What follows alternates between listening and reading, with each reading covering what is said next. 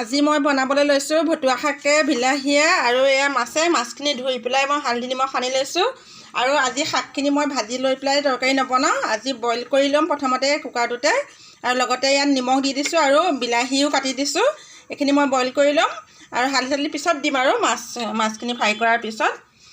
আৰু আজি এইটো ভিডিঅ'তে মোৰ ভিডিঅ'ৰ বিষয়ে মানে অলপ কিবা কথা ক'ম। আপোনালোকে ভিডিঅ'টো শেষলৈকে চাব আৰু জানিব পাৰিব মোৰ ভিডিঅ' বনোৱাৰ উদ্দেশ্য বা মই কিয়নো এনেকুৱা ভিডিঅ' বনাওঁ। ঠিক আছে, মই যিখিনি ফ্ৰাই কৰি খোৱা মাছ সেইখিনিহে ফ্ৰাই কৰিছোঁ। আৰু এয়া মাছ ৰাখিছোঁ মই নভজাকৈ দিম তৰকাৰীত উতলত দি। আগৰ মাহঁতে যেনেকৈ বনায় উতলত দি, তেনেকৈ উতলত দি বনাম। আৰু আপোনালোকে মোৰ ভিডিঅ'বিলাকত দেখিছে যে মই খুব কম তেলত আৰু হেল্ডিকৈ বনাবলৈ চেষ্টা কৰোঁ। হোটেলত যিবিলাক বস্তু বনায় পূৰা মছলা দি, সেইবিলাক আমি এদিনৰ কাৰণে খালে একো নহয়, কিন্তু আমি ঘৰত যিবিলাক খাদ্য খাওঁ সেইখিনি অন্ততঃ হেল্ডিকৈ বনোৱা উচিত। আৰু সেইকাৰণে তেনেকুৱা ৰেচিপিয়ে মই শ্বেয়াৰ কৰোঁ ঘৰত যেনেকৈ বনাওঁ।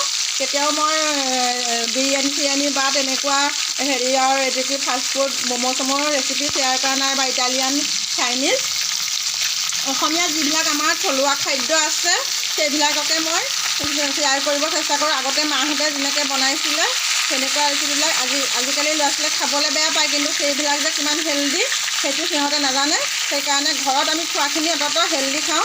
বছৰেকত এদিন হোটেলত তেনেকুৱা খাদ্য খালে একো অপকাৰ নহয়, কিন্তু ঘৰতো যদি আমি সেনেকুৱা খাদ্যই বনাই খাওঁ আমাৰ হেল্থৰ কাৰণে বেয়া। আৰু মোৰ ভিডিঅ'বিলাকতো মই সেইকাৰণে থলুৱা অসমীয়া খাদ্যৰ ৰেচিপিবিলাকেই শ্বেয়াৰ কৰোঁ, যিবিলাক আমি সহজতে ঘৰতে পাওঁ আৰু কম তেল বা তেনেকুৱাকৈ কম মছলা দি পেলাই বনাব পাৰোঁ। তেলখিনি গৰম হোৱাত মই মেথি আৰু পাঁচফোৰণ সেইখিনি মাছ ভজা তেলতে দি দিছোঁ। এয়া ফুটিবলৈ দিম অলপ।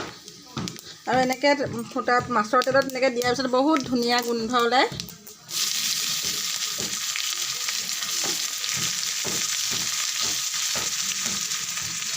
আৰু শাকখিনি সিজাওঁতে মই যিহেতু নিমখ দি থৈছোঁ, এতিয়া নিমখ নিদিওঁ, অকল হালধিহে দিম। আগতে যে মাহঁতে বনায় পিঠাগুড়ি আৰু ফুট চাউল মাছৰ টেঙা ইমান টেষ্টি হয় সেয়া, বা থেকেৰা টেঙা দি বনোৱা মাছৰ জোলকণ বা ভেদাইলতা লোকেল মাছৰ সৈতে বনোৱা জোলকণ বহুত টেষ্টি হয়।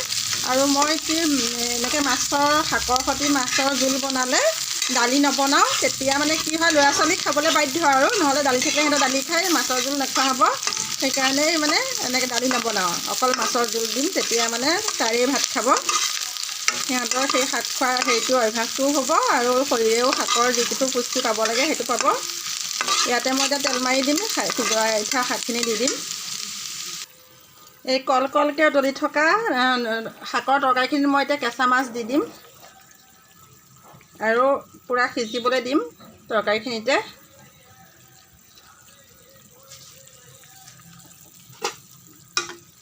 দেখিছেনে? এনেকৈ খালে একদম বহুত টেষ্টি লাগে। মাছটো পূৰা মিঠা হৈ যায়, শাকতে সিজি যাব। এয়া মাছখিনি পূৰা সিজি গ'ল শাকতে, দেখিছেনে ধুনীয়াকৈ। আৰু ফ্ৰাই কৰা নাই বুলি ধৰিবও নোৱাৰে, কাৰণ শাকৰ সিজোতে ৰং হৈ গৈছে ধুনীয়া। আৰু বিলাহী দি বনোৱা বহুত ধুনীয়া একদম গোন্ধ আহিছে। এনেকৈ কোনে কোনে খাই ভাল পায় জনাব। আৰু এইটো ঢেকীয়া শাকটো আমি খেতি কৰিবই নালাগে, কাৰণ বেলেগ খেতি কৰিলে তাৰ লগতে এনেই হয়, কোনো সাৰ চাৰৰ প্ৰয়োজন নাইকিয়া।